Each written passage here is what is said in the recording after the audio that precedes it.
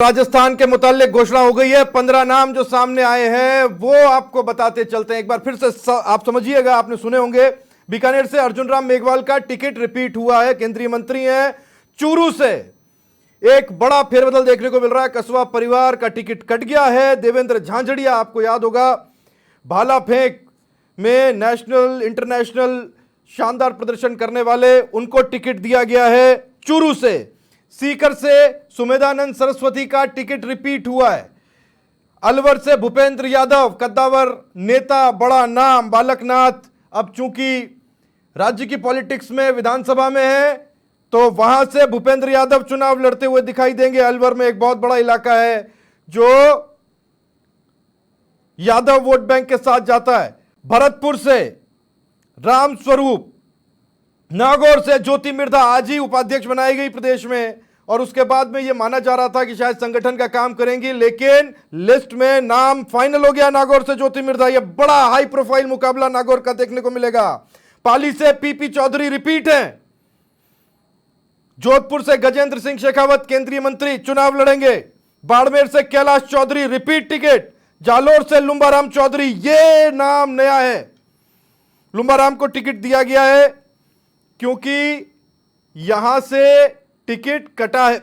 अब वो देवजी पटेल चुनाव विधानसभा का लड़े, हारे, 2-3 बार से चुनाव जीतते भी आ रहे थे, लेकिन इस बार उनका टिकट लोकसभा की सूची में नहीं है। जालोर सिरोही से, उदयपुर से मन्ना लाल रावल, अर्जुन मीणा का टिकट कटा है, 2 बार से सांसद थे, इस बार मन्ना लाल रावल उदयपुर से चुनाव लड़ेंगे। एसटी रिजर्व सीट है। चित्तौड़गढ़ से सीपी जोशी प्रदेशाध्यक्ष बीजेपी के, कोटा से ओम बिरला चुनाव लड़ेंगे। यह बात साफ कर दी थी प्रेस कॉन्फ्रेंस की शुरुआत में ही। और झालावाड़ से दुष्यंत सिंह चुनाव लड़ते हुए दिखाई देंगे। दुष्यंत सिंह का टिकट रिपीट हुआ है। अंदरखानी चर्चा थी कि हो सकता है वसुंधरा राजे इस बार लोकसभा का चुनाव लड़े। शिवराज सिंह चौहान तो चुनाव लड़ेंगे मध्य प्रदेश में, लेकिन वसुंधरा राजे चुनाव नहीं लड़ेंगे। दुष्यंत सिंह चुनाव लड़ते हुए दिखाई देंगे। कुल मिलाकर के ये 15 नाम लोकसभा में बीजेपी की लिस्ट के आपके सामने हम रख रहे हैं। सीकर से सुमेधानंद सरस्वती चुनाव लड़ेंगे। बीकानेर से अर्जुन राम मेघवाल लड़ेंगे। चूरू से देवेंद्र झांझड़िया, खिलाड़ी टर्न पॉलिटिशियन। भरतपुर से रामस्वरूप कोहली को टिकट दिया गया है। बहुत पहले बीजेपी ने अपनी लिस्ट जारी कर दी, कांग्रेस से पहले यह दर्शाते हुए, दिखाते हुए, समझाते हुए, बताते हुए कि बीजेपी की तैयारी लोकसभा चुनाव के रेफरेंस में कितनी ज्यादा है, कितनी आगे की है, कितनी दूर की सोच बीजेपी लेकर के चल रही है। और मिशन 400 का अगर आंकड़ा पार करना है और अगर इतना बड़ा लक्ष्य बीजेपी ने रखा है तो उसमें से 195 नाम आज ही फाइनल कर दिए गए हैं। राजस्थान में आप ये समझ लीजिए अगर 25 सीटें हैं और 25 में से 15 फाइनल हो गई हैं तो 10 अभी बाकी हैं। लेकिन कहना चाहिए राजस्थान के एक बड़े हिस्से को कवर करते हुए तमाम वो सीटें जिस पर कि बहुत ज्यादा मतभेद की स्थिति नहीं आनी थी। जयपुर, हालांकि अभी तक जयपुर शहर और जयपुर ग्रामीण 2 सीटें ऐसी हैं जिस पर कि नाम का फैसला नहीं हुआ है, लेकिन 15 सीटें साफ कर दी गई हैं। बीकानेर से अर्जुन राम मेघवाल, चूरू से देवेंद्र झांझड़िया, सीकर से सुमेधानंद सरस्वती, अलवर से भूपेंद्र यादव, भरतपुर से रामस्वरूप कोहली, नागौर से ज्योति मिर्धा, पाली से पीपी चौधरी, जोधपुर से गजेंद्र सिंह शेखावत, बाड़मेर से कैलाश चौधरी, जालोर से लुम्बाराम चौधरी, उदयपुर से मन्ना लाल रावल, चित्तौड़गढ़ से सीपी जोशी, कोटा से ओम बिरला, झालावाड़ से दुष्यंत सिंह। तमाम बड़े वीवीआईपी चेहरे। कैलाश चौधरी को लेकर के क्वेश्चंस थे, सवाल थे कि क्या कैलाश चौधरी को इस बार टिकट मिलेगा, लेकिन वो साफ हो गया है। बाड़मेर, जैसलमेर राजस्थान की एक ऐसी सीट जिस पर सियासी सरगर्मी सबसे ज्यादा रहती है,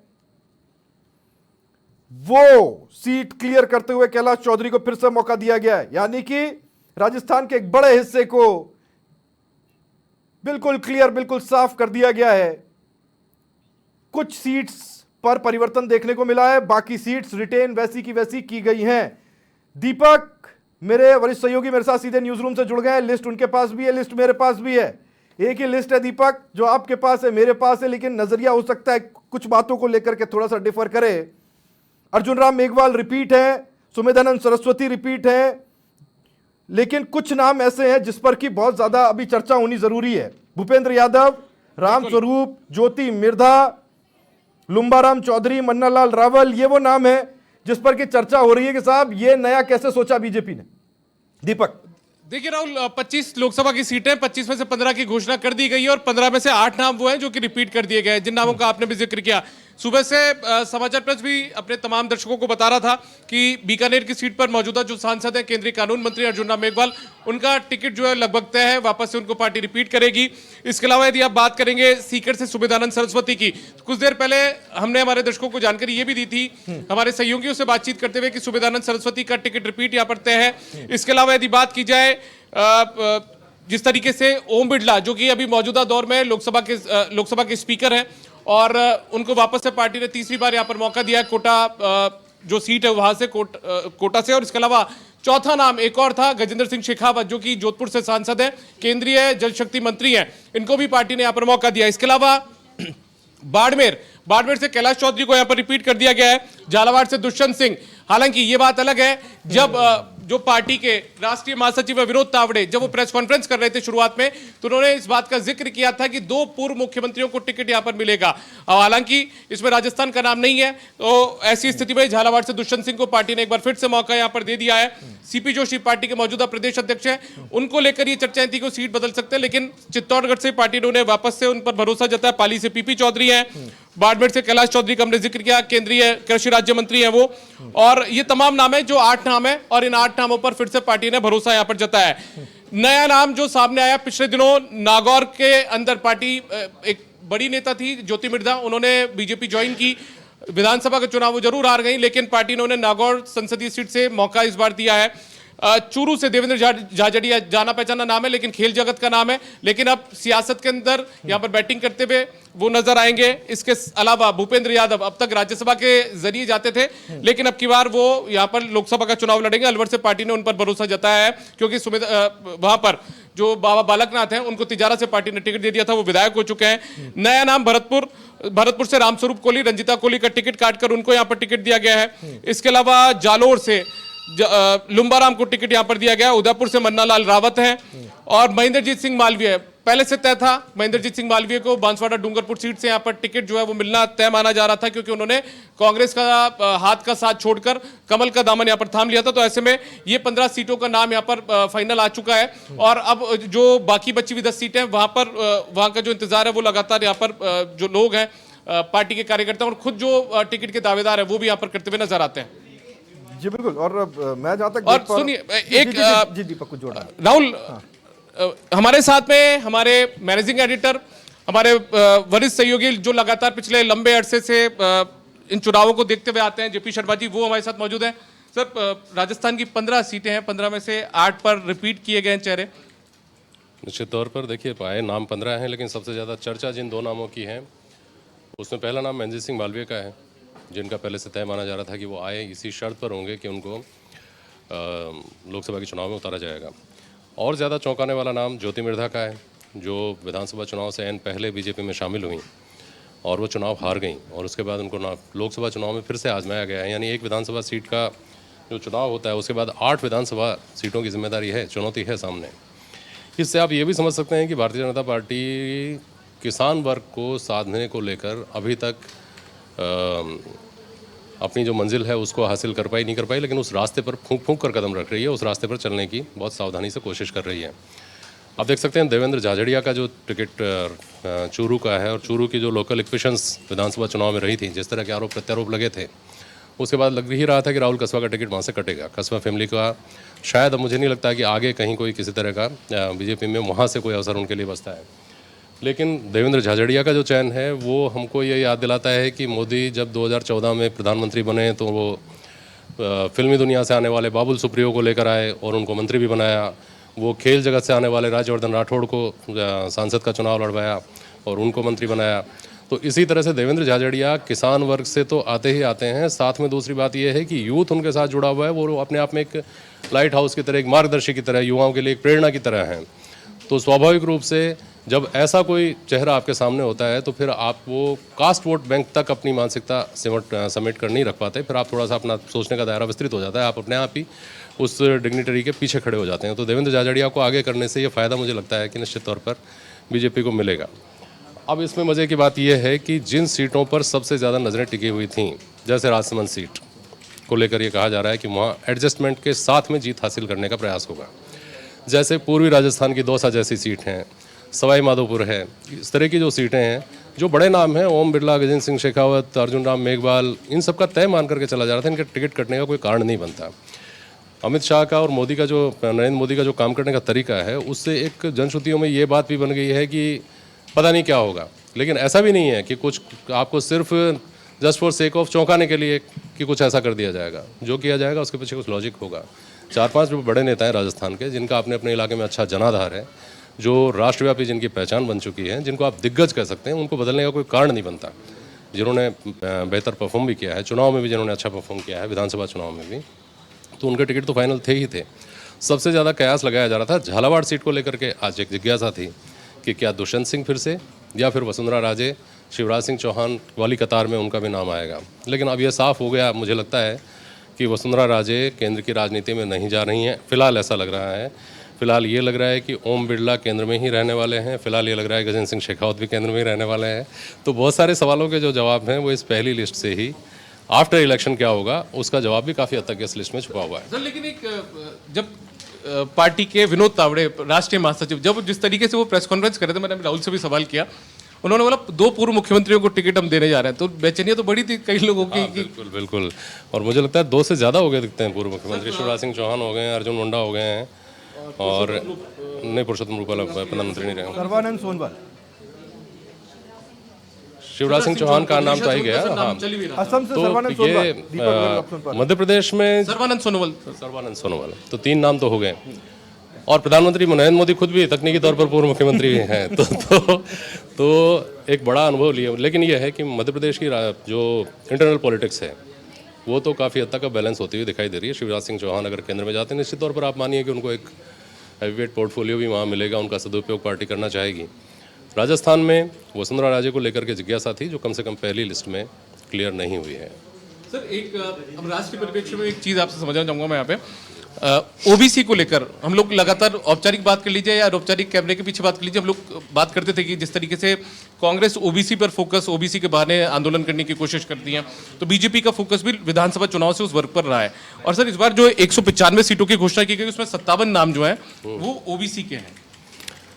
देखिए, मैंने इनको बहुत गहराई से नहीं देखा एक नाम को, लेकिन पिछले 1 अरसे में ये ज़रूर हमने साफ तौर पर देखा है कि बीजेपी ओबीसी और ओबीसी में मूल ओबीसी, बहुत सारी जातियाँ, बहुत सारे वोट बैंक ऐसे हैं, कास्ट वोट बैंक, जिनकी किसी एक इलाके में निर्णायक संख्या तो नहीं है, लेकिन हर इलाके में, हर पिट में, हर विधानसभा क्षेत्र में आपको वो 5,000, 10,000, 15,000, 20,000 इस संख्या में मिलते हैं।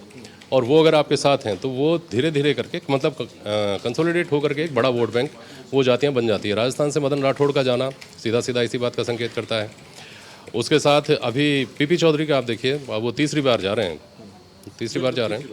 पहले सांसद रह चुके हैं, मंत्री भी रह चुके हैं, और वो मंत्री नहीं हैं तो भी उतनी निष्ठा से, उतनी सक्रियता के साथ उन्होंने काम किया है। कल भी जाति से आते हैं, कहने को चौधरी उनका सरनेम चौधरी है, लेकिन वो कल भी जाति से आते हैं। तो वही भारतीय जनता पार्टी की जो मूल ओबीसी के ऊपर फोकस की बात है वो है। मैंने आपको कहा ना शुरू में, ओबीसी का सबसे बड़ा वर्ग राजस्थान में देखिए तो किसान वर्ग को बैलेंस करने की जो कोशिश है पार्टी की, वो साफ दिखाई देती है। उसके साथ में मूल ओबीसी के जो लोग हैं, उनको मुझे लगता है राजस्थान के बाहर, जिनके सरनेम हम बहुत पहचानते भी नहीं हैं कि वो किस जाति के होंगे, उनमें लेकिन बड़ी संख्या मुझे लगता है कि मूल ओबीसी के लोगों की होगी। सर कुछ सीटों पर चेहरे बदल दिए गए हैं। अलवर की सीट पर ठीक है, वो तो तय था कि क्योंकि उनको माफ कीजिए बाबा बालकनाथ जो तिजारा से विधायक बन चुके थे, उनको भूपेंद्र यादव को टिकट माना जा रहा था। लेकिन भरतपुर की सीट की हम यदि बात करें, या जालोर की सीट की बात करें, उदयपुर की सीट की बात करें, यहाँ पर नए चेहरे बिल्कुल। दीपक, मुझे लगता है कि ये 3 या 4 नाम नहीं रहेंगे, ये दूसरी सूची आते आते ये संख्या बढ़ेगी। बहुत सारे लोग ऐसे हैं जो भले ही 5 साल सांसद रह लिए, 10 साल सांसद रह लिए। अब सिरोही का तो देवजी पटेल वहाँ हार गए थे, अपने खुद के विधानसभा क्षेत्र से उनकी जमानत जब्त हो गई थी, तो उनको तो बदला जाना ही था।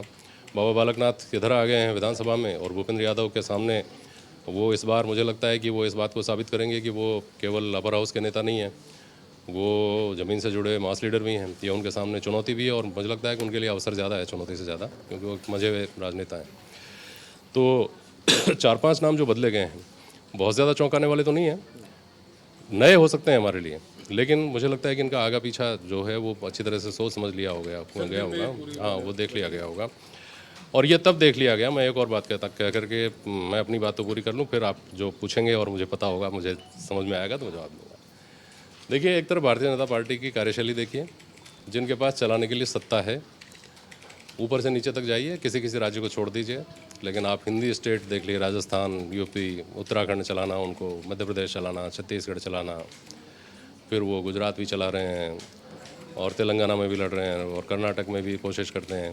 एक तरफ वो पार्टी है जिसके पास केंद्र की भी सरकार है और राज्यों में भी सरकार है और वो सबसे पहले टिकट वितरण करके ये संदेश देती है कि हम बिल्कुल तैयार हैं। दूसरी तरफ वो पार्टी है जिसके पास ले दे करके 3 राज्य हैं चलाने के लिए, केंद्र की सत्ता से बाहर हुए 10 साल हो गए हैं और वो अभी तक तो कोई सुगबुगाहट उस पार्टी में दिखाई नहीं देती है कि उनकी कहीं किसी स्तर पर तैयारी भी है, और है तो किस स्तर पर है, कहाँ है, क्या कर रहे हैं वो लोग। राहुल गांधी भारत जोड़ो यात्रा या न्याय यात्रा पर निकलते हैं, वो उतना ज्यादा चर्चा में नहीं रहता जितना रोक रहा हूँ, वो बड़ी बीच में कमाल चले की जाते हैं, चर्चा छुट्टियों चल से रही वापस है। आते हैं। जी राहुल, आप कुछ कह रहे हैं? हाँ, मैं गुस्ताखी माफ। मैं ये कह रहा हूँ कि इस वक्त जोधपुर जाना मेरे लिए थोड़ा जरूरी हो गया है। जेपी सर के पास वापस आऊंगा, लेकिन इस बीच जोधपुर से भूपेंद्र बिश्नोई गजेंद्र सिंह शेखावत के घर के बाहर से हमारे साथ मौजूद हैं। मैं एक बार जोधपुर का रुख करता हूँ, भूपेंद्र के पास जाने की कोशिश करता हूँ। अगर भूपेंद्र आप तक आवाज आ रही हो, भूपेंद्र, क्या कुछ आप देख पा रहे हैं? हाँ बिल्कुल, दिवाली होगी। गजेंद्र सिंह शेखावत के आवाज पर जो है मिठाई पहुंच चुकी है। मिठाई जो है एक दूसरे कार्यकर्ताओं को खिलाकर जो है बधाई दी जा रही है। हालांकि गजेंद्र सिंह शेखावत पोखरण से निकल चुके हैं, कुछ ही देर में जोधपुर पहुंचेंगे और मंडोर एक्सप्रेस से उनका दिल्ली जाने का कार्यक्रम है। इस बीच कितनी खुशी भाई साहब, एक बार फिर गजेंद्र सिंह शेखावत साहब को टिकट मिला है, कितनी खुशी? बहुत खुशी हो रही है। हमारे लोकप्रिय नेता को वापस टिकट मिल गए हैं, इससे बड़ी खुशी क्या हो सकती है? भाई साहब, आप क्या कहेंगे? एक बार फिर जो है गजू बना के स्थापना एक बार फिर से जोधपुर में होगी, बहुत ज्यादा खुशी है हमको। आप क्या कहेंगे बना? बिल्कुल, आपकी बात हम चाहेंगे कि गजेंद्र सिंह जी जीते, 400 पार निकलेंगे। आपकी बात 400 पार, अब की बार 400 पार। देखिए कितनी खुशी है जोधपुर में गजेंद्र सिंह शेखावत के आवाज। थोड़ा सा ये बताइए ना, खुशी तो अपनी जगह, भूपेंद्र आश्चर्य है क्या कि कोई आश्चर्य जैसी बात हो? तो बिल्कुल देखिए, आश्चर्य की बात नहीं है, बिल्कुल आश्चर्य, क्योंकि गजेंद्र सिंह शेखावत का टिकट लगभग तय था, उनका टिकट मिलना लगभग तय था पहले से, क्योंकि जिस तरीके से पिछले लंबे समय से राजस्थान की राजनीति में वो सक्रिय है, जितना लंबे समय से वो जो है पूरे प्रदेश में सक्रिय है, उसके बाद लगभग तय था कि उन्हें जो है टिकट मिलना ही है। तो बड़ी खुशी इस बार। भाई साहब, आप क्या कहेंगे? एक बार फिर गजू बना को टिकट मिला है। ये देखो, आप पूरे लोकसभा के लिए हर्ष का माहौल है। और सबसे बड़ी बात है, इस बार जो लोकसभा से गजेंद्र सिंह शेखावत को आपको जो टिकट मिला है, इस बार 3,10,000 वोटों से हम जीतेंगे। आप क्या कहेंगे भाई साहब? एक बार फिर गजू बना को जो है टिकट मिला है। देखिए, आमतौर पर हम गजू बना के, तो क्योंकि एक दूसरे से लगाव इतना हो चुका है, 10 साल हो चुके हैं, एक बार फिर जो है टिकट मिला है, क्या कहेंगे आप? देखो, सौभाग्य है कि तो गजू बना को टिकट मिला है, देखो बहुत अच्छा काम करेंगे। आप क्या कहेंगे भाई साहब? एक बार फिर जी बिल्कुल, देखिए जिस तरीके से गजेंद्र सिंह शेखावत का व्यवहार है, जिस तरीके से वो लोगों से मिलते हैं, तो उस तरीके से यहाँ जो है जोधपुर में उन्हें गजू बना कहा जाता है प्यार से। एक बार फिर उन्हें टिकट मिला है, तो इस तरीके से मिठाई बट रही है, उनके आवाज पर मिठाई खिलाई जा रही है एक दूसरे को और बधाइयां दी जा रही है। बहुत बहुत धन्यवाद। देखिए मुझे भी जो है रवि, मिठाई बशर्ते खा ले, लेकिन कड़वे सवाल, सीधे सवाल पूछना ना भूलिएगा, वो पूछते रहिएगा। मैं सीधे चल रहा हूँ, इस वक्त बीकानेर का रुख करता हूँ। रवि बिश्नोई मेरे सहयोगी जुड़े हुए हैं। मीठी मिठाई खाने के बाद भी कड़वे सवाल पूछने वाले भूपेंद्र को आप देख रहे थे। रवि बिश्नोई बीकानेर से हमारे साथ जुड़े हुए। मैं रवि आपके पास में आ रहा हूँ। अर्जुन राम मेघवाल का टिकट फाइनल कोई आश्चर्य की बात नहीं है, जैसा कि मैं जोधपुर में पूछ रहा था, लगभग टिकट फाइनल था, हम भी मान के चल रहे थे। रवि, इस अंधेरे के बीच हल्का हल्का अंधेरा है वहां पर, आपके पास क्या खबर, बात हुई आपकी अर्जुन राम जी से? जी राहुल, मैं आपको सुन पा रहा हूं, थोड़ा आवाज का डिस्टरबेंस है, परंतु जैसे ही बीकानेर लोकसभा सीट पर अर्जुन राम मेघवाल की उम्मीदवारी यहां पर फाइनल हुई बीजेपी की तरफ से, वहीं अर्जुन राम मेघवाल ने समाचार प्लस से अभी कुछ मिनट पहले बातचीत की है। उन्होंने आभार जताया है भारतीय जनता पार्टी के केंद्रीय नेतृत्व के साथ साथ प्रधानमंत्री नरेंद्र मोदी का, कि लगातार उन्होंने उन पर भरोसा जताया है और बीकानेर से लगातार चौथी बार वो भाजपा के प्रत्याशी बने हैं। इस वक्त तो इंदौर में हैं और दिल्ली के लिए फ्लाइट में बैठे हुए हैं। कुछ देर पहले मेरी उनसे बात हुई है। उन्होंने इस बधाई को समाचार प्लस की तरफ से बधाई को स्वीकार करते हुए ये कहा है कि वो लगातार बीकानेर की आवाज जो है वो उठाते रहेंगे लोकसभा में। और जिस तरह से एक बार भारतीय जनता पार्टी ने और प्रधानमंत्री नरेंद्र मोदी ने अर्जुन राम मेघवाल पर विश्वास जताया है, वो कहीं न कहीं उसके लिए आभार जताते हुए नजर आ रहे थे। देखिए, अर्जुन राम मेघवाल इस वक्त हमारे साथ हैं। अर्जुन जी, आपको बहुत बहुत बधाई हो समाचार प्लस की तरफ से। आपको चौथी बार भाजपा की तरफ से उम्मीदवार बनाया गया है। जी अर्जुन जी, इस वक्त आप लाइव हैं, कुछ कहना चाहेंगे बीकानेर की आपके वोटर्स को इस मौके पर? पार्टी का धन्यवाद करता हूँ और अभी साइड में हूँ, मैं आपके उतर के बात करता हूँ आपसे। जी शुक्रिया अर्जुन राम जी। देखिए राहुल, अर्जुन राम जी थे ये जो इस वक्त इंदौर में फ्लाइट से दिल्ली के लिए निकल रहे हैं। इन्होंने बधाई स्वीकार की है और चौथी बार जब ये यहाँ से प्रत्याशी बने हैं। चलिए, छायावाद में ही सही रवि ये कह जरूर सकते हैं कि अब जमीन पे उतरने का वक्त आ गया है। अब चुनाव में जाना है, जमीन पे उतरना ही होगा। फ्लाइट अब थोड़ी देर बाद उड़ेगी और फिर जब वो उतरेगी तो फिर उतरना पड़ेगा, फिर लोगों के बीच में जाना पड़ेगा। वही बीकानेर के इतने बड़े लोकसभा क्षेत्र में दोरों के बीच मिट्टी उड़ाते हुए वही जनसंपर्क, सघन जनसंपर्क शुरू होगा। और मुझे पता है लोकसभा चुनाव में पसीने बहाते हुए उस तपिश वाले महीने में कितना मुश्किल हो जाता है रवि, और ये चौथी बार करना पड़ेगा अर्जुन राम जी। आने वाले बिल्कुल बिल्कुल, देखिए आने वाले महीने हैं ये काफी गर्मी वाले रहने वाले हैं। और अर्जुन राम से पहले यहाँ जो सांसद हुआ करते थे बीकानेर के, वो धर्मेंद्र हुआ करते थे, फिल्म अभिनेता। और उनकी गोरी चमड़ी जब बीकानेर में मई जून के महीने में चुनाव प्रचार करती थी तो पसीने से लथपथ होते थे। हालांकि देखिए, भले ही कितनी ही गर्मी हो, परंतु लोकसभा का प्रतिनिधित्व करना अपने आप में बड़ी चुनौती होती है। और कुछ अर्जुन राम जी के साथ भी कुछ अलग है, वो एहसास ही अलग है। मैं एक बार जोधपुर का रुख कर रहा हूँ रवि, बीच में आपको रोक रहा हूँ, माफी चाहूंगा। गजेंद्र सिंह शेखावत के घर के अंदर इस वक्त भूपेंद्र मौजूद है। मैं एक बार सीधे जोधपुर का रुख करता हूँ। भूपेंद्र, क्या कुछ आप देख पा रहे हैं? थोड़ा सा दिखाइएगा। आप घर के अंदर हैं और आपकी भाषा में कहूं, आप गजू बना कहते हैं, तो भाभी साहब आपके साथ है, बात कीजिएगा। बिल्कुल बिल्कुल, देखिए बिल्कुल मिठाई बांटी जा रही है, मिठाई खिलाई जा रही है एक दूसरे का। भाभी साहब जो है मिठाई खिला रहे हैं। ऐसा कितनी खुशी, एक बार फिर गजू बना को जो है बीजेपी ने मौका दिया है जोधपुर की जनता की सेवा करने का। बहुत खुशी है, किस तरीके की खुशी है टिकट मिलने का। सबसे पहले तो आप वो बताइए, बताइए माता बहन मिला आप बोल पा रहे हैं जो है माहौल है। बहुत अभी तक कितनी खुशी है, देखो ये गजू बनाने टिकट मिले, आपका क्या होगा? आपने उसकी माना है तीसरी बार मिल रहा है टिकट, क्या कहेंगे आप? उसके बाद चालू बात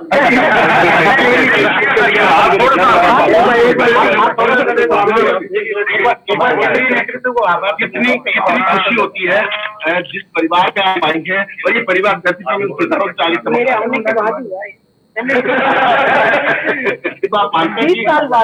20 साल बाद, लेकिन किस तरीके से देखते हैं जो वर्किंग कार्यशैली है, बड़ों का जी मोदी जी का जी, लेकिन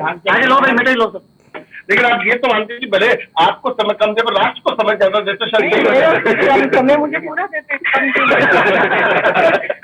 पिछली बार आपके चुनाव में साथ में दौड़े थे, इस बार क्या रहने वाला है? साथी है। बहुत बहुत धन्यवाद।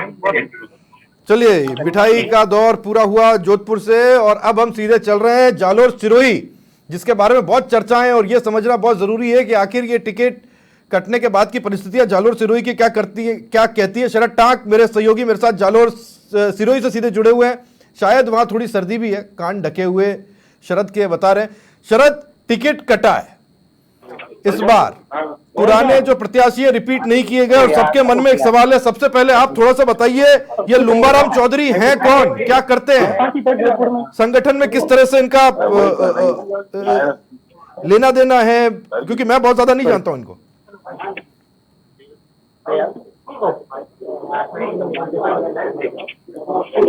शरद, आवाज नहीं आ रही है।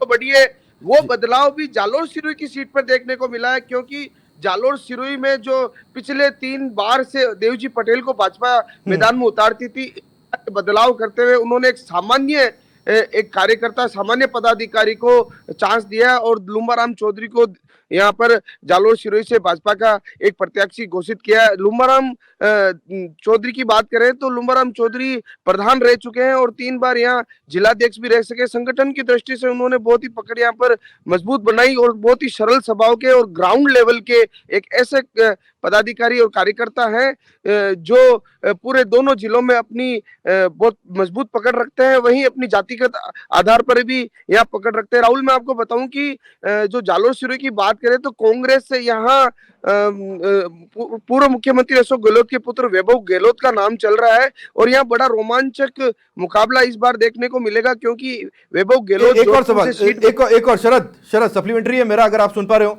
ये क्योंकि चौधरी नाम से बाहर कंफ्यूजन होता है, पड़ोसी आपका जिला है पाली, वहां से पीपी चौधरी को टिकट मिला है, वो सिरवी जाति से हैं, मूल ओबीसी हैं। लुम्बाराम चौधरी क्या ये जाट है? जी नहीं राहुल, मैं आपको बताऊं, मैं क्लियर करना कि बिल्कुल यहाँ लुम्बाराम चौधरी लगाते हैं, लेकिन चौधरी ये कलबी चौधरी है, आंजना चौधरी जहाँ या बाहुल्य क्षेत्र है जालोर सिरोही में, यहाँ पटेल, आंजना, कलबी ये चौधरी सरनेम लगाते हैं, लेकिन ये कलबी चौधरी हैं। और जो मारवाड़ की बात करें उस दूसरे जिले में वहां जाट चौधरी होते हैं और पाली में कुछ सिरवी चौधरी है, तो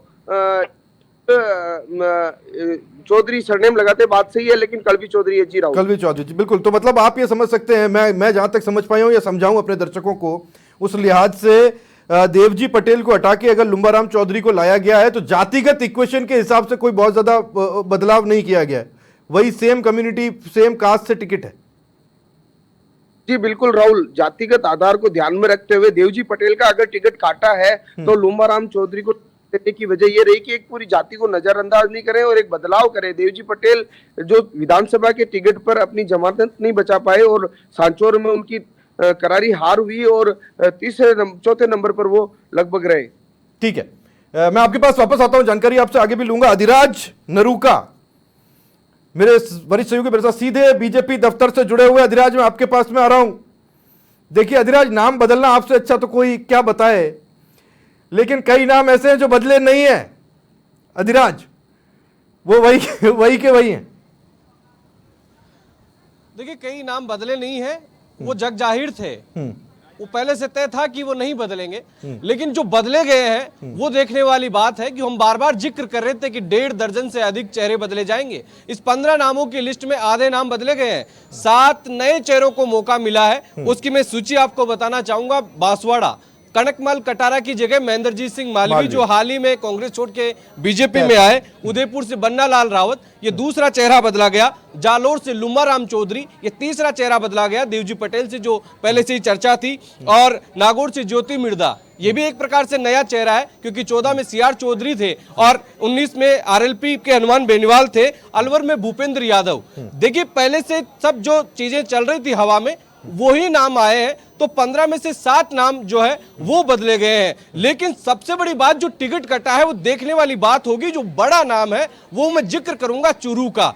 चूरू वो सीट जो 1977 में अस्तित्व में आई और जहां पर 1991 में पहली बार कमल खिलाया राम सिंह कसवा ने, और उस कसवा परिवार का लगातार उस सीट पे दबदबा रहा। 4 बार राम सिंह कसवा वहां से सांसद रहे। मैं अधिराज आपके साथ में रहता हूं, आपके साथ में रहता हूं। बीच बीच में मैं अपने दर्शकों को कुछ तस्वीरें जोधपुर से दिखाना चाहूंगा।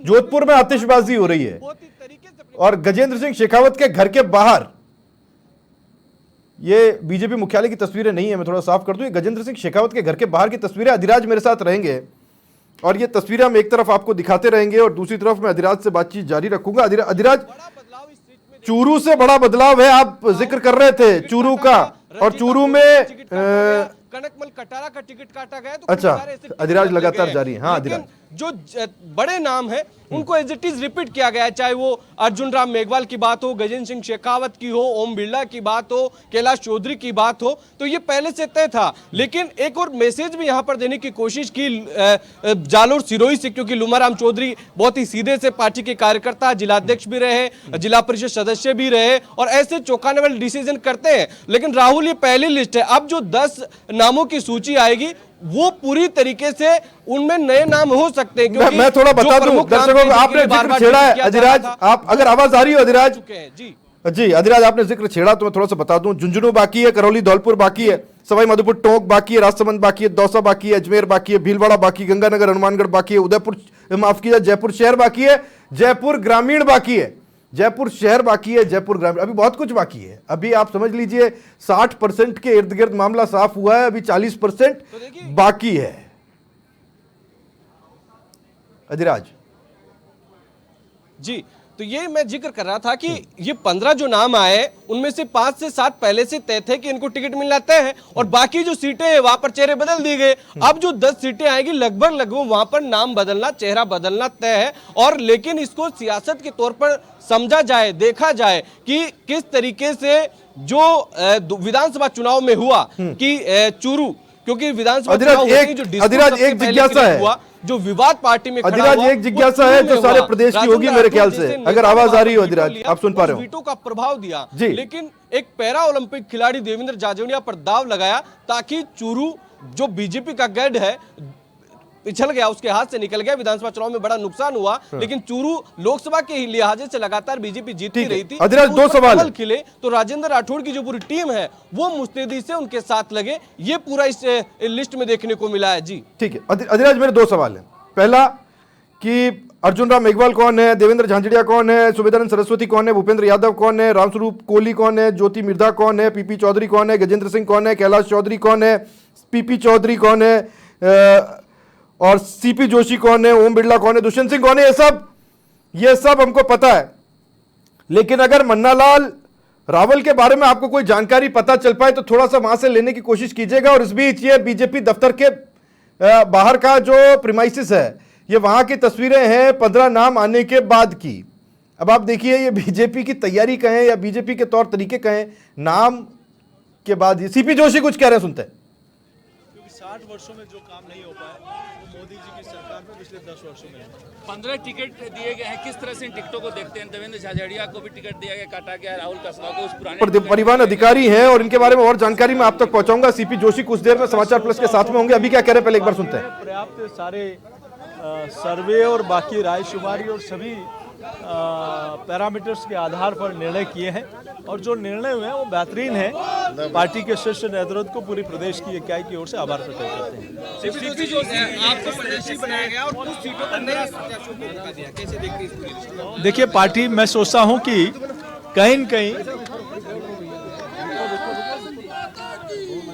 पार्टी ने सभी पैरामीटर्स को देखते हुए रायशुमारी के आधार पर, सबकी स्वीकार्यता के आधार पर शीर्ष नेतृत्व ने निर्णय किए हैं। तो फिर से एक बार मोदी सरकार और राजस्थान में 25 के 25 कमल खिले, इस ध्येय के साथ राजस्थान की जनता और कार्यकर्ता इस दिशा में चल पड़े हैं। आपको भी चित्तौड़गढ़ से फिर से मौका दिया है, किस तरीके से? 2014 में मैं पार्टी का जिलाध्यक्ष था। पार्टी ने मेरे जैसे सामान्य कार्यकर्ता को वहां से सांसद का टिकट दिया, मौका दिया और देश की सबसे बड़ी पंचायत में मुझे जाने का अवसर मिला।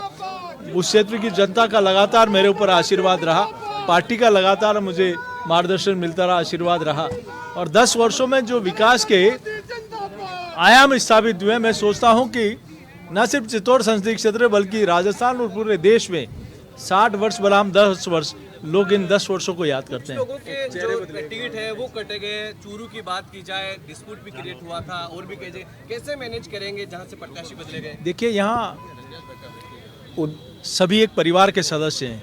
इसमें आप देखिए कि रामस्वरूप कोहली जी आज चुनाव लड़ रहे हैं, वो भी कभी सांसद थे, फिर किसी को मौका मिला, अभी वापस फिर से उनको मतलब। तो ऐसे कई लोग विधानसभा में भी कि पार्टी ने चूंकि कई बार विधायक और सांसद बनने का अवसर मिला है और अन्य कई स्थानों पर जाने का अवसर मिला है, तो ये परिवार है।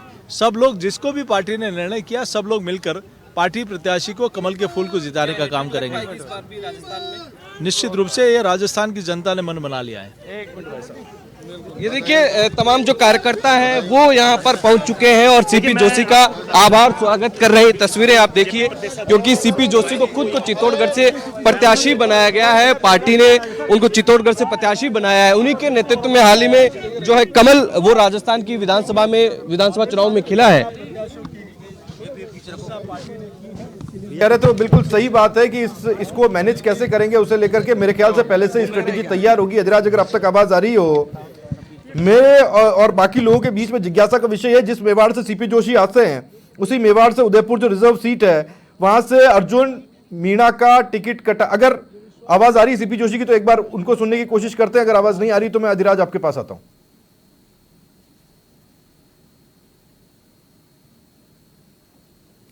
सीपी जोशी ने समाचार प्लस से पहले ही बात कर ली, अब वो बाकी जगहों पर मुखातिब है। मैं अधिराज आपके पास आ रहा हूं।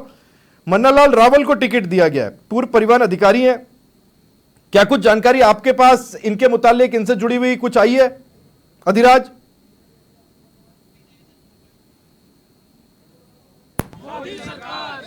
चल, लगता है अधिराज तक आवाज नहीं पहुंच पा रही, हम उनके पास जाने की कोशिश करेंगे। लेकिन राजस्थान के तमाम अलग अलग हिस्सों में टिकट मिलने से ही दिवाली का सा माहौल है, ये बहुत पहले घोषित कर दिया गया। और जैसा कि अभी कुछ देर पहले आप सुन पा रहे थे, दुष्यंत सिंह को लेकर के लोगों में एक जिज्ञासा थी कि दक्षिणी राजस्थान में क्या वसुंधरा राजे चुनाव लड़ते हुए दिखाई देंगी। दक्षिण पूर्वी राजस्थान में, टू बी प्रिसाइज, हाड़ौती के दक्षिणी भाग में, लेकिन दुष्यंत सिंह रिपीट हुए हैं।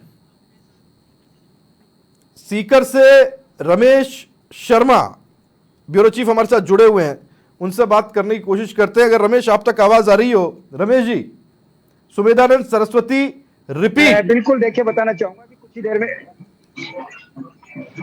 बिल्कुल, मैं अभी अपने चर्चा हुई थी, डिबेट में भी यही चर्चा हुई थी कि सांसद सुमेधानंद सरस्वती को लेकर के पार्टी दोबारा अपना दांव खेल सकती है। और जैसे कि समाचार प्लस की खबर पे मोहर लगी है और सांसद सुमेधानंद सरस्वती को फिर तीसरी बार टिकट मिली है। जैसे कि अपने पीपी चौधरी हमारे साथ फोन लाइन पर है, मैं आता हूं आपके पास में, मैं आता हूं आपके पास में आता हूं। लेकिन इस बीच पीपी चौधरी पूर्व केंद्रीय मंत्री हैं, वर्तमान सांसद हैं, हमारे साथ जुड़े हुए हैं। चौधरी साहब, बहुत स्वागत है आपका, बहुत बहुत आपको बधाई हो, टिकट आपको मिला है। चौधरी साहब, तीसरी बार आप चुनाव लड़ेंगे, कैसा महसूस कर रहे हैं?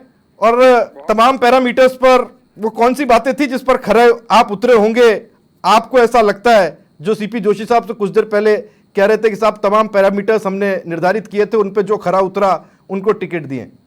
चौधरी साहब। हेलो जी चौधरी साहब, प्रधानमंत्री मोदी जी के नेतृत्व में पूरा देश में जो विकास हुआ है पिछले 10 सालों में, मुझे इस बात की खुशी है कि बहुत ही ऐसे निर्णय देश हित में हुए हैं और जो मुझे सेवा का मौका वापस प्रधानमंत्री जी के नेतृत्व में मिल रहा है, मैं उससे बहुत खुश हूँ। और भी बढ़ चढ़ करके हम इस बार में तीसरे टर्म में मैं काम करूंगा। Thank you. चौधरी साहब, एक सवाल और अगर आप ले पाएं और जवाब दे पाएं। एंटी इनकम्बेंसी एक बहुत बड़ी चीज होती है, जब तीसरी बार कोई चुनाव लड़ने जाता है तो उसको उस पर पार पाना पड़ता है। पीपी चौधरी लगता है हमारे साथ में नहीं है और ये सवाल का मैं चाहता था वो जवाब दें, आगे पीछे हम उनसे लेंगे जरूर इस सवाल का जवाब, क्योंकि एंटी इनकम्बेंसी एक बहुत बड़ा फैक्टर होता है। जब एक ही नाम बार बार रिपीट होता है तो उसके साथ ये चीज़ें जुड़ जाती हैं। और उसी पाली से आने वाले लंबे समय से विधायक जब चुनाव हारे तो ये सवाल उठा था, लेकिन पीपी चौधरी को बीजेपी ने वापस रिपीट किया और अब वो लोकसभा का चुनाव तीसरी बार कंटेस्ट करने जा रहे हैं पाली लोकसभा सीट से। पाली बहुत बड़ा इलाका है। और रमेश जी ब्यूरो चीफ सीकर से हमारे साथ जुड़े हुए हैं और दीपक लवानिया मेरे सहयोगी भरतपुर से हमारे साथ जुड़े हुए। रमेश जी, मैं आपके पास में आऊं, उससे पहले दीपक भरतपुर से हमारे साथ है। मैं दीपक आपके पास में आ रहा हूं क्योंकि भरतपुर से टिकट रंजीता कोहली का कटा है, राम स्वरूप कोहली को मिला है। थोड़ी सी जानकारी दें, थोड़ा सा बताएं कि वहां क्या माहौल है और राम स्वरूप कोहली के बारे में थोड़ा सा बताएं कि आखिर क्यों रंजीता कोहली का टिकट काटकर राम स्वरूप कोहली को दिया गया होगा। जो कयासबाजी लोग लगा रहे थे वो सही साबित हुई है।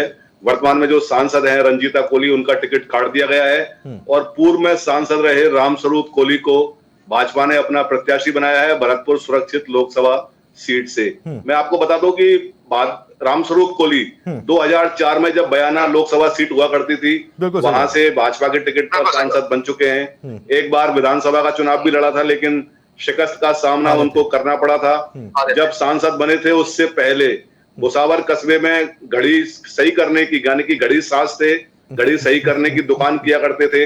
वक्त सही चल रहा है मतलब, कार्यकर्ता थे और जी वक्त सही चल रहा है उस घड़ी में, इसका मतलब हाँ बिल्कुल। अब जो घड़ी जो घड़ी सही करने का काम था उनका, वो घड़ी की सुई एक बार फिर से उनके जो भाग गए वहां के टिक गई है, और उनको एक बार फिर से लोकसभा का प्रत्याशी भाजपा ने बनाया है। उनके समर्थकों में खुशी का माहौल है। एक कर्मठ कार्यकर्ता के रूप में रामस्वरूप कोहली जाने जाते हैं।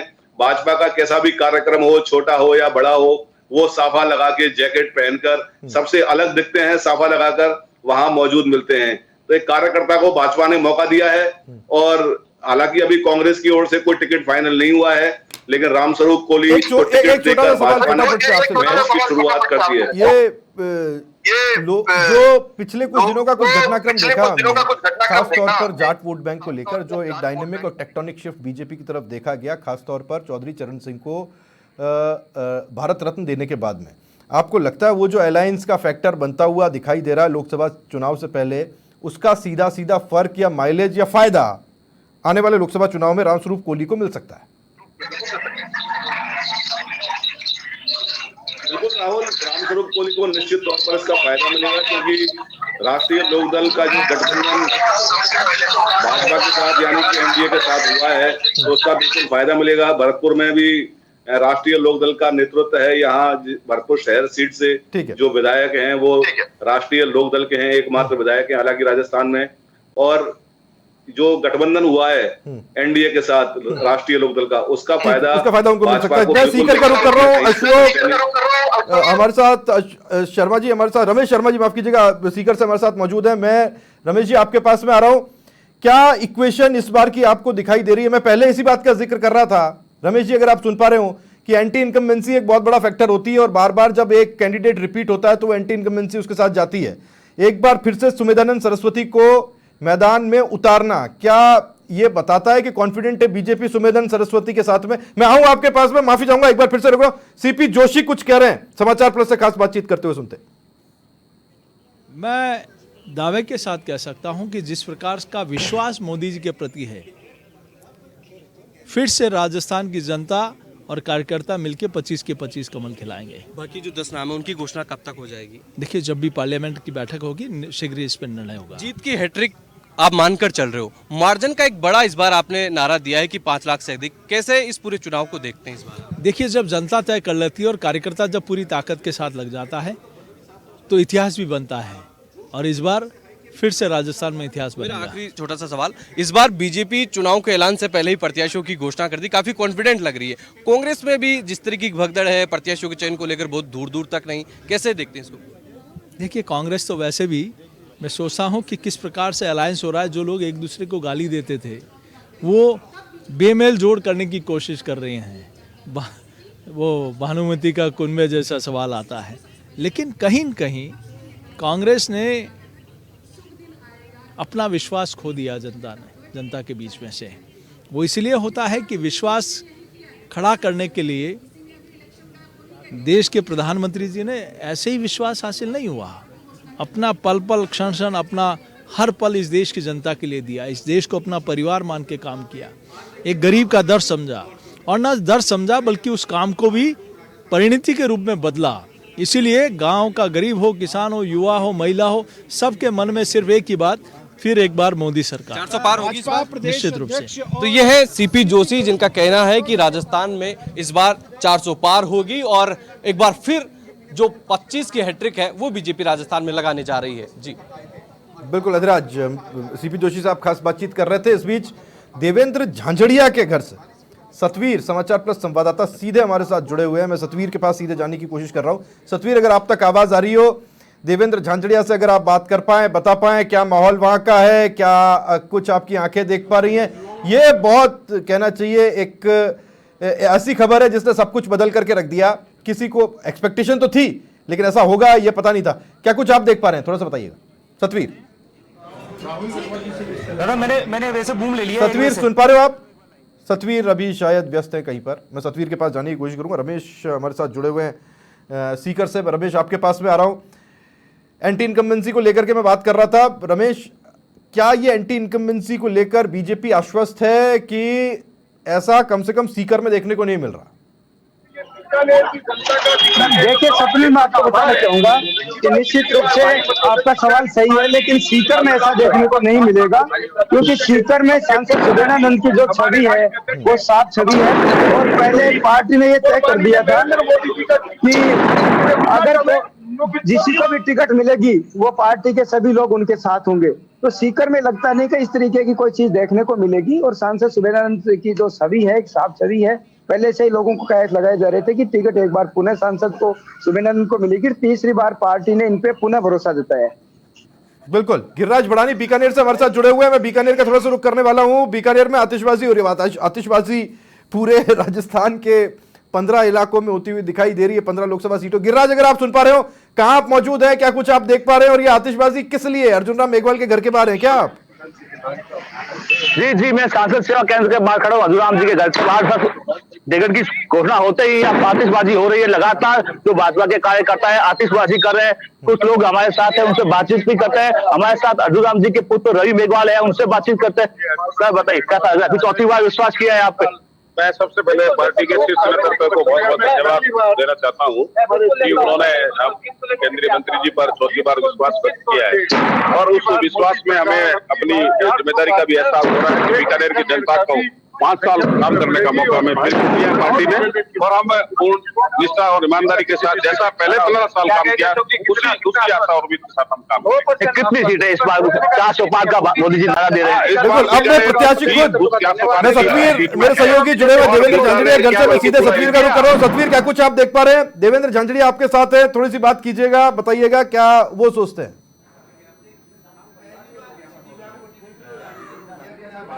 जी देखिए, बिल्कुल पहले घर का जो माहौल है मैं आपको दिखाना चाहूंगा कि जिस तरीके से जब घोषणा यहाँ पर सीट की हुई है उसके बाद में घर पर जो खुशी का जो माहौल है वो साफ तौर पे देखने को मिल रहा है। उनके जो परिजन है वो यहाँ पर बैठे हुए हैं, और जो उनके चेहरे पे जो मुस्कुराहट है वो यहाँ पर साफ तौर पे देखने को मिल रही है कि किस तरीके से वो इस जो घोषणा हुई है उसके बाद में जी किस तरीके से जो मुस्कुराहट है वो उनके घर पे साफ तौर पर देखने को मिल रही है। जो लड्डू का जो दौर है खिलाने का वो भी यहाँ पर एक दूसरे का खिलाते हुए नजर आए। देवेंद्र झाझड़िया भी हमारे साथ में, उनसे भी यहाँ पर बात करने की जो कोशिश है वो यहाँ पर करेंगे कि किस तरीके से अब वो राजनीति को देखते हैं। क्योंकि देखिए खेल में जिस तरीके से उन्होंने अपना जो परचम है वो लहराया था, और उसके बाद में अब राजनीति के अंदर किस तरीके जो पेच है वो यहाँ पर लड़ाएंगे, क्योंकि उम्मीद यहाँ पर की जाती है क्योंकि खेल और खिलाड़ी वो अपनी मेहनत के हिसाब से आगे बढ़ता है। तो अब बात कर लेंगे बनाया गया, लेकिन अभी देख सकते हैं कि यहाँ पर जो मीडिया भी है लगातार यहाँ पर बैठी हुई है, उनसे भी बात करने की यहाँ पर कोशिश कर लेते हैं। और खास तौर पर सर कैसा देखिए बड़ी भाला फेंकने की प्रैक्टिस करने वाले देवेंद्र झांझड़िया अब राजनीति की प्रैक्टिस करेंगे। राजनीति के अंदर भी परचम फहराने की बारी आ गई। ये बिल्कुल धरातल से जुड़ी हुई बात है, बिल्कुल धरातल से जुड़ी हुई बात है। अगर आप इसे देखते हैं इस तरीके से तो बिल्कुल धरातल जुड़ी हुई बात है, और इन पे जो विश्वास जताया भारतीय जनता पार्टी ने बहुत ही महत्वपूर्ण बात है, और विश्वास से पूरा खरा उतरेंगे, बिल्कुल खरा यहाँ पर उतरेंगे। और देखिए ढोल नगाड़े भी यहाँ पर बजते हुए नजर आ रहे हैं उस तरीके से। और क्या कहते हैं किस तरीके से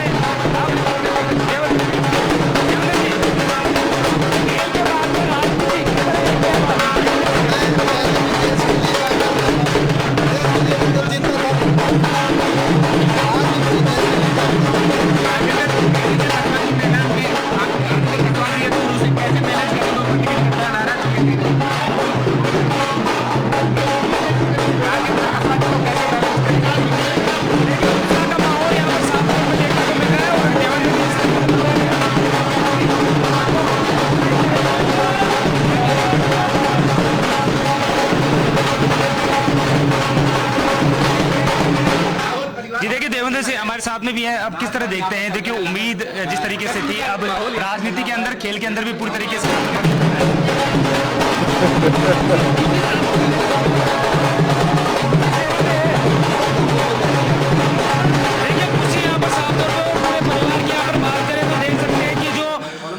गुस्सा है और जिस तरह से खुशी है वो यहाँ पर साफ तौर पे देखने को मिल रही है। ढोल नगाड़ों के साथ में अब जो परिवार है वो इस खुशी को मनाता हुआ नजर आ रहा है, और खास तौर पे सभी जगह जो लड्डू है वो यहाँ पर खिलाए जा रहे हैं मीठा मुंह कराकर। और खास तौर पे आप देख सकते हैं कि अभी इनसे जो परिजन है उनसे भी हम बात करने की यहाँ पर जो कोशिश है वो करेंगे कि किस तरीके वो इसको देखते हैं, क्योंकि देखो सबसे बड़ी चीज़ होती है कि अब सर किस तरह देखते हैं, क्योंकि अब एक खुशी का जो माहौल है वो साफ तौर पे देखने को मिल रहा है और चेहरे की जो मुस्कुराहट है वो बता रही है कि अब खेल के बाद में राजनीति की तरफ किस तरह परचम ले आने के बाद राजनीति भी तो खेल ही है। क्या बात है, जरूर खेलेंगे, बहुत अच्छे ढंग से खेलेंगे। इस बार किस तरह देखते हैं, क्योंकि देखिए खेल जिस तरीके से अगर देवेंद्र की बात करें तो उन्होंने कभी संघर्ष के बाद में आगे बढ़े हैं, हर चीज मेडल में उन्होंने मेहनत की है, राजनीति के लिए भी अब उनको भी देखना पड़ेगा कि किस तरीके से जो लोगों की जो समस्या है राजनीति में ज्यादा को मेहनत करनी पड़ेगी सर, लोगों की भावना है उनके प्रति। सर आप क्या कहेंगे सर? जैसा खेल में नाम किया वैसे राजनीति में नाम करेगा। राजनीति में नाम करेंगे, बिल्कुल नाम करेगा, जैसा खेल में किया है वर्ल्ड लेवल का वैसे इंडिया लेवल का नाम करेगा राजनीति में भी। तो आज तो अभी ये पूरी रात भर चलने वाला है जश्न। बिल्कुल बिल्कुल जश्न यहाँ पर चलने वाला है।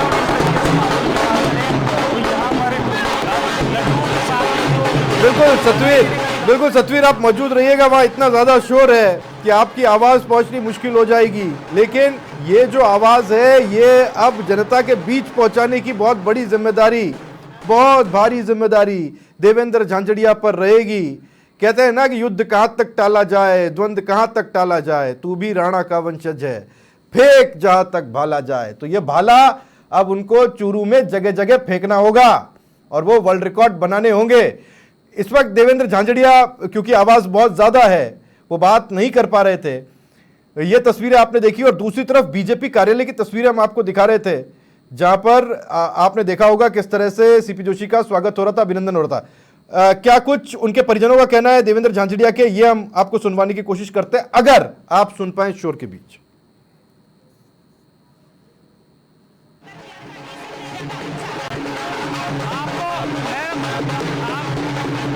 आपको कब पता चला ये चीज, आपको कब पता चला और किस तरह आप खुशी मना रहे हैं, आपको पता कब चला और किस तरह देखते हैं खुशी को?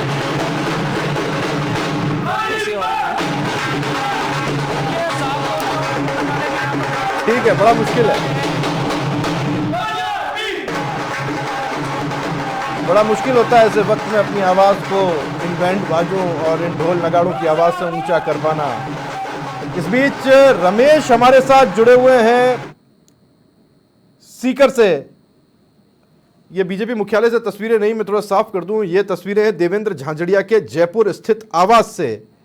ये तस्वीरें हैं जो आप इस वक्त देख रहे हैं। इस बीच मैं सीकर का रुख करना चाहूंगा जहां से रमेश शर्मा ब्यूरो चीफ सीकर संभाग हमारे साथ जुड़े हुए हैं। रमेश जी, कहाँ हैं आप इस वक्त, क्या कुछ देख पा रहे हैं? हम देख रहे हैं जयपुर में जो प्रत्याशी उनके घर पे तो जश्न है, जहां आप हैं क्या वहां भी जश्न है?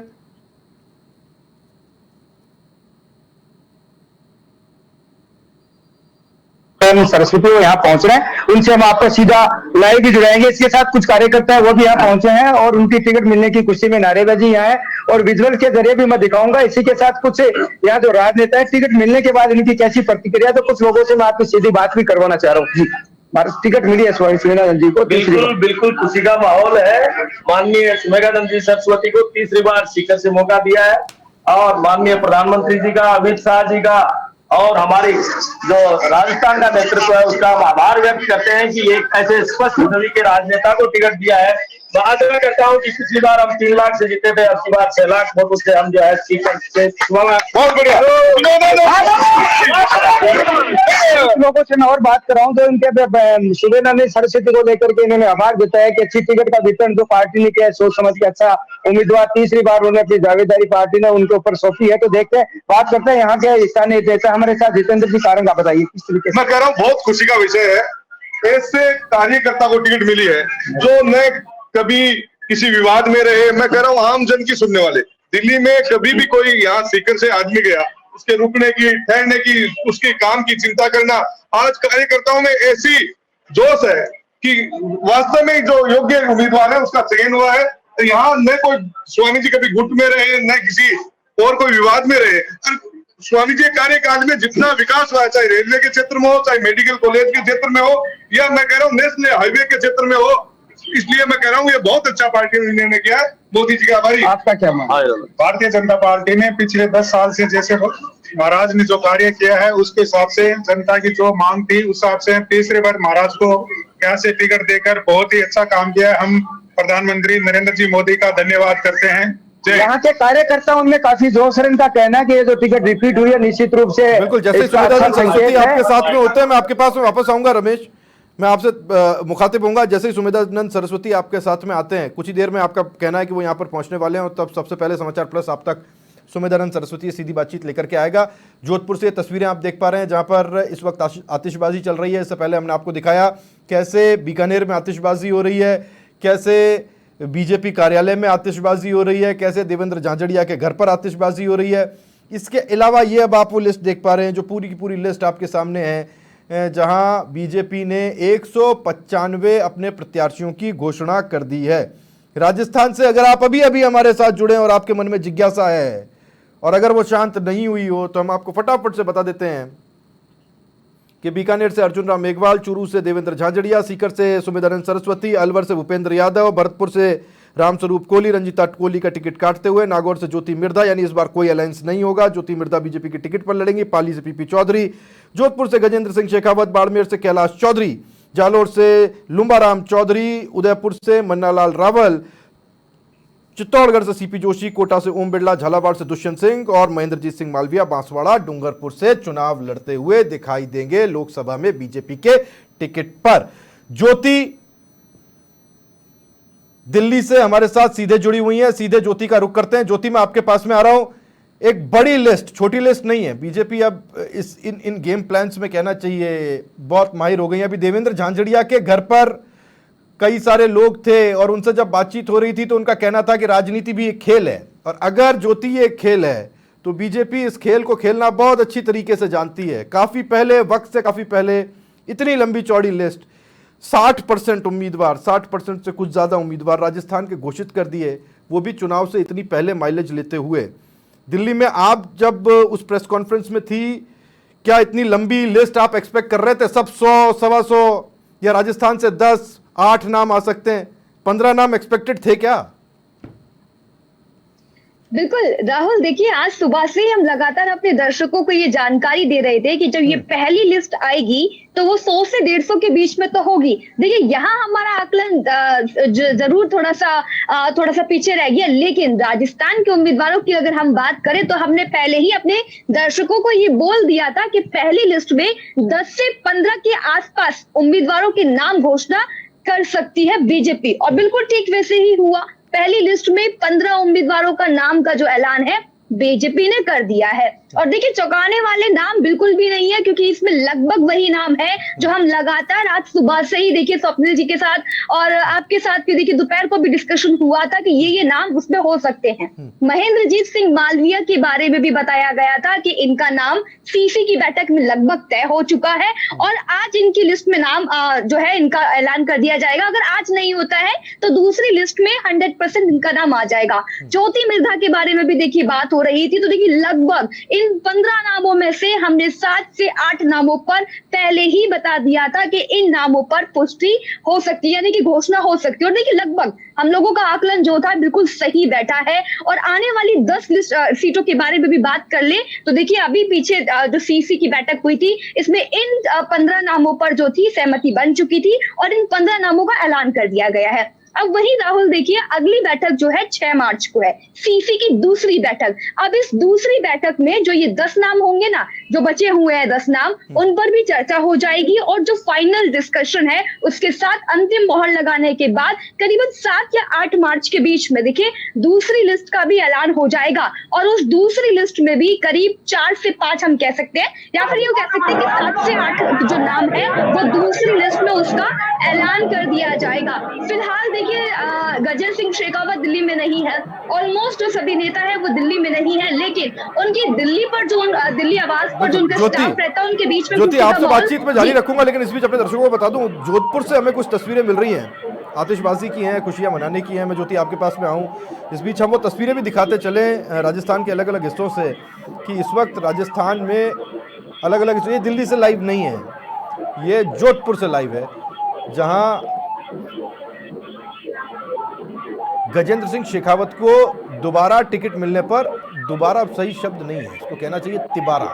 तिबारा अंग्रेजी में हैट्रिक तो होती है, तिबारा होता है नहीं होता, या डिक्शनरी में हम चेक करेंगे हिंदी डिक्शनरी में, लेकिन तिबारा टिकट मिलने पर ये खुशियां मनाई जा रही हैं। कई ऐसे हैं जिनको तिबारा मिला है, कई तो ऐसे हैं जो चौबारा भी हैं, और कई पहली बार चुनाव और लोकसभा चुनाव फेस करेंगे, दूसरे चुनाव भी देख चुके। तो ये बड़ी मिली जुली सी लिस्ट है जिसको कि अलग अलग नज़रिए से, अलग अलग चश्मे से, अलग अलग तरीके से पढ़ा जा सकता है। लेकिन जोधपुर में ये जश्न का माहौल है, और ये जश्न का माहौल क्यों है मैं आपको बताता हूँ। मंडोर एक्सप्रेस से पोखरण से दिल्ली के लिए जाएंगे गजेंद्र सिंह शेखावत, और जोधपुर बीच में चूंकि पड़ेगा तो जोधपुर में ही उनका जोरदार स्वागत होगा, उनका अभिनंदन होगा, उनके पक्ष में नारेबाजी होगी, खुशियां मनाई जाएगी, और हो सकता है वो जोधपुर में कुछ देर के लिए उतरे भी, कार्यकर्ताओं से मिले भी।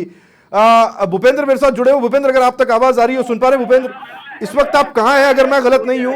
वो आपने बताया मंडोर एक्सप्रेस से दिल्ली के लिए जाएंगे, कुछ देर के लिए जोधपुर बीच में आता है, तो उस कुछ देर को काफी बड़ा जश्न मनाते हुए बीजेपी के उनके समर्थक उस समय को भुनाना चाहते हैं, क्या मैं सही हूँ? कुछ ही देर में गजेंद्र सिंह शेखावत जो पहुंचने वाले हैं, कुछ ही देर में रेलवे स्टेशन पहुंचेंगे, यहाँ उनका जो है कार्यकर्ता कुछ इस तरीके से स्वागत करेंगे। मेरे साथ नाथू सिंह जी, कितनी खुशी है एक बार फिर गजेंद्र सिंह शेखावत जी को टिकट मिला? माननीय प्रधानमंत्री नरेंद्र मोदी जी का बहुत बहुत धन्यवाद देता हूँ कि हमारे यशस्वी लोकप्रिय उम्मीदवार गजेंद्र सिंह शेखावत जो सबसे सुलभ है, आज जोधपुर की जनता वाकई में बहुत खुश है। तीसरी बार हम अपने लोकप्रिय उम्मीदवार को और भारी मतों से, पिछले बार से भी जोधपुर बहुत खुशी का माहौल है। यशस्वी हमारे सांसद गजेंद्र सिंह शेखावत को टिकट मिला है। हम माननीय यशस्वी प्रधानमंत्री नरेंद्र मोदी का हार्दिक आभार और अभिनंदन करते हैं, और इस बार 5 लाख वोटों से जीतेंगे। बिल्कुल, इस बार मोदी सरकार 400 पार। देखिए, आप क्या कहेंगे, क्योंकि आप भी लगातार फील्ड में सक्रिय रहते हैं, तो गजुबना के लिए क्या कहेंगे? एक बार फिर उन पर जो है विश्वास जताया गया।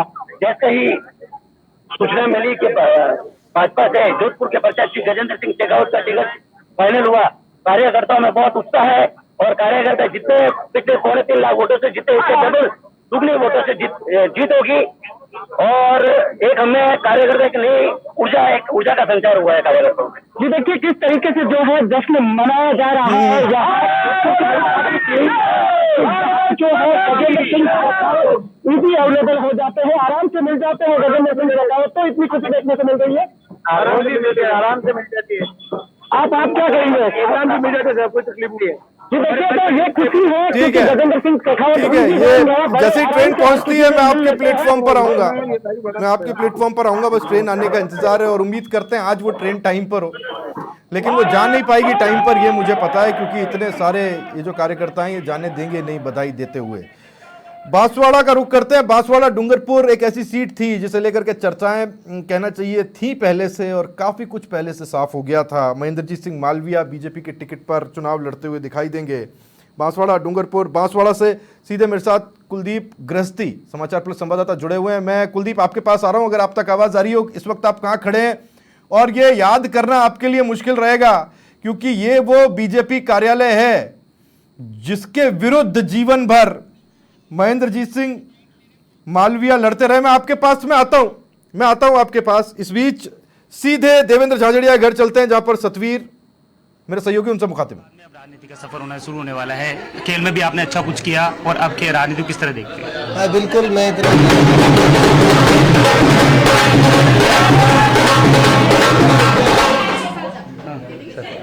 सबसे पहले तो मैं माननीय प्रधानमंत्री जी को बहुत बहुत धन्यवाद देना चाहूँगा कि उन्होंने मेरे पे विश्वास जताया है। शीर्ष नेतृत्व को भी मैं बहुत बहुत धन्यवाद देना चाहता हूँ कि मेरे जैसे डिफरेंटली एबल खिलाड़ी को, दिव्यांगजन को आज इतना बड़ा एक अवसर दिया है।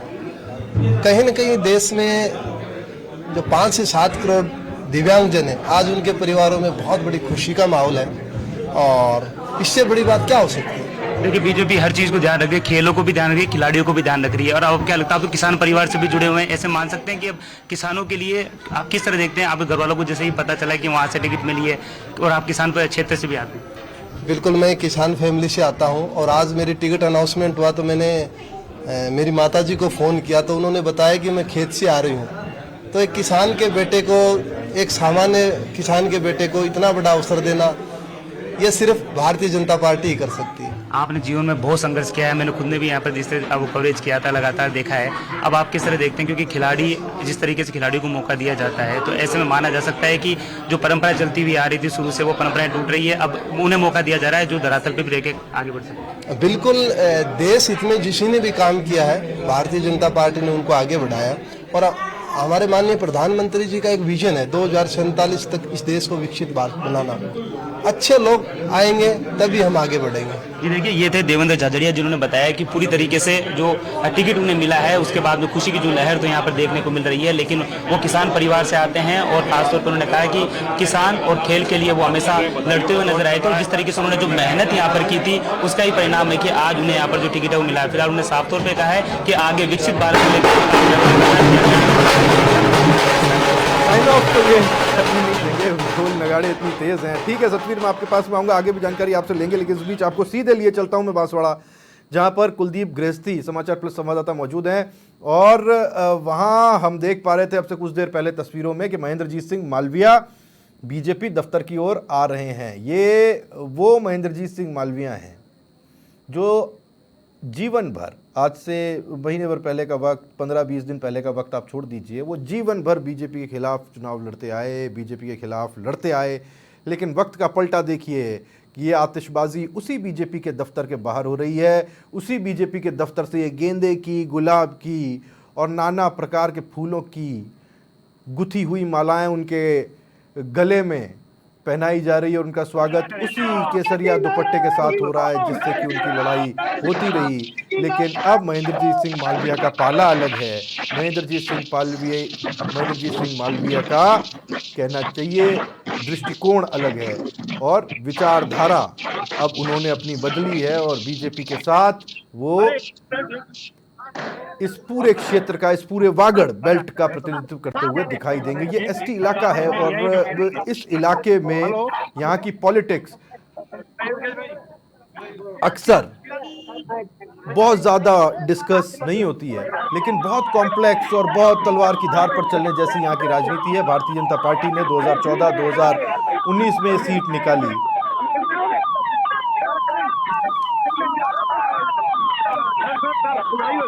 और मालविया अब उसी कार्यालय के बाहर अपना स्वागत होते हुए देख रहे हैं। बांसवाड़ा डूंगरपुर से लोकसभा में बीजेपी के प्रत्याशी, अगर वो कुछ कहते हैं तो सुनेंगे।